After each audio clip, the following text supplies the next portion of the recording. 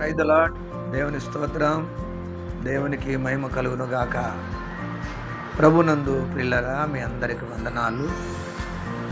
సమీపంగా ఉండి దూరాన ఉండి వింటున్నా మీకు దేవుని కాపుదల, దేవుని దయ మీకు మీ బిడ్డలకు ఎల్లవేళలా దేవుని కృప మీకు తోడుగా ఉండి నడిపించును గాక.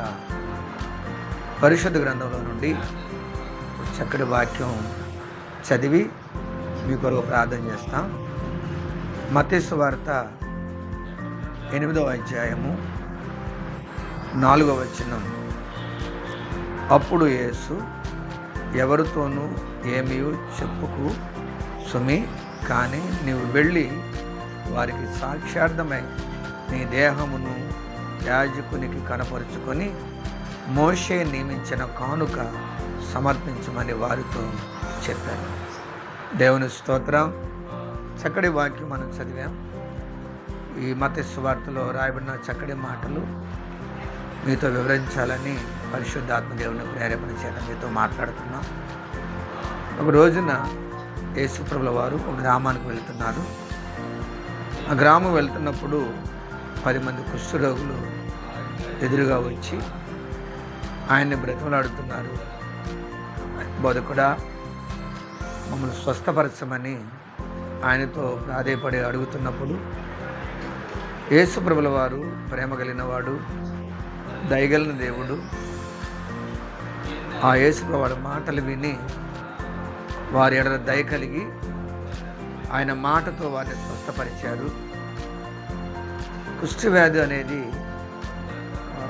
వరల్డ్ వైడ్గా మనం ఆలోచించినట్లయితే మందులేని జబ్బు.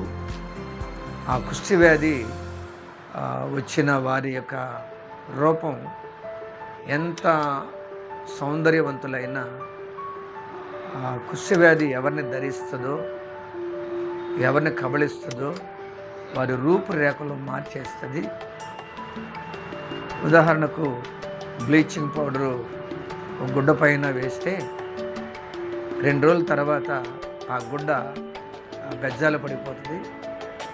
బెజ్జాలు పడిపోయి చూడటానికి కూడా, వాడుకోవటానికి కూడా ఉపయోగం లేని విధంగా ఆ వస్త్రం మారిపోతుంది. అదే విధముగా కుష్ఠవ్యాధి ఎవరిని కబళిస్తుందో ఆ వ్యాధిగ్రస్తుల యొక్క రూపం అందవికారంగా మారిపోతుంది.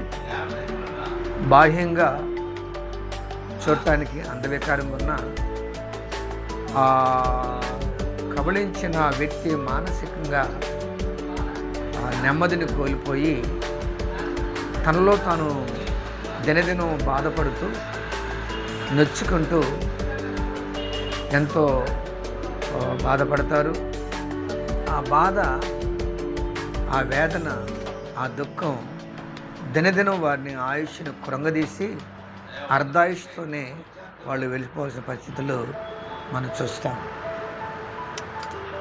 అలాగే దాన్ని మనం కొంచెం పోల్చి చూసినట్లయితే పాపం కూడా కనిపించినటువంటి ప్రమాదకరమైనటువంటి ఒక జబ్బు, ప్రమాదకరమైనటువంటి రోగం ఆ పాపం పుట్టుకతోనే సంక్రమించి ఆ వ్యక్తి మరణించేంత వరకు కూడా ఆ వ్యక్తిలో అది నివాసం చేసినట్లయితే ఆ పాపం అనేది ఎలాగూ బ్లీచింగ్ పౌడరు ఆ వస్త్రాన్ని పాడు చేసిందో, పాపం అనేది కూడా మనిషిలో ఉంటే ఆ పాపం మనిషిని కృంగదీసి వ్యాధిగ్రస్తుడిగా చేసి బలహీనపరిచి చివరికి నరకానికి తీసుకుని పోయే ఒక ప్రమాదకరమైన ఆయుధంగా మార్చబడుతుంది. ఆ పాపాన్ని తీసివేయడానికే యేసుప్రభువు ఈ లోకానికి వచ్చారు. ఈ లోకానికి వచ్చిన ఆయన పాపాన్ని పరిహరించుటకు ఆయన శిలువ యాగాన్ని చేశారు. ఆయన మోసిన శిలువ మనకు విముక్తి కలిగజేసింది. ఆయన పొందిన దెబ్బల చేత మానవులమైన మనకు పాపములోంచి, రోగములోంచి స్వస్థత దేవుడు అనుగ్రహించారు. యెషయా గ్రంథం 53వ అధ్యాయం మనం చూసినట్లయితే ఆయన పొందిన గాయముల చేత మానవునికి స్వస్థత కలిగింది. అట్టి చక్కటి స్వస్థత యేసుప్రభుల వలనే కలిగింది. అదేవిధంగా ఈ కుష్ఠవ్యాధి ఆయన నోటి మాట చేతనే ఆ 10 మంది కుష్ఠరోగులు స్వస్థత పొందారు. స్వస్థత పొందిన 10 మంది 9 మంది మరలా కనబడలేదు. వారిలో ఒక్కడు మాత్రమే కృతజ్ఞత కలిగి తిరిగి వచ్చి స్వస్థపరిచిన యేసు ప్రభుల వారికి కృతజ్ఞత కలిగి ముందుగా చక్కగా వచ్చి దేవుని మొక్కాడు, ఆయన కనిపించాడు. ఈ రోజున మరి లోకంలో ఎంతోమంది దేవుడిచ్చే గాలిని పీలుస్తూ, దేవుడిచ్చిన వాతను ఆస్వాదిస్తూ ఆరోగ్యంగా ఉన్నవారు అందరూ మనకు తెలుసు.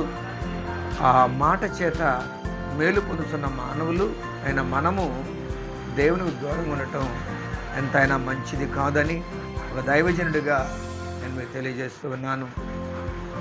మరి ఈ చక్కటి మాటలు విన్న మనము మన జీవితాల్లో పొందిన మేలుకు ప్రతిగా స్వస్థత పొందిన ప్రతి మనము కృతజ్ఞత కలిగిన వారుగా ఉన్నట్లయితే దేవుడు శాశ్వత జీవాన్ని, శ్రేష్టమైన ఆశీర్వాదాన్ని మన వెళ్ళి దేవుడు దయచేస్తారని నమ్ముతూ మీ అందరికీ మాటలు తెలియజేసి ఎంతో సంతోషిస్తున్నాను. అటు కృప దేవుడు మీకు మాకు దేవుడు శాశ్వత కాలం దయచేసి కాపాడునుగాక.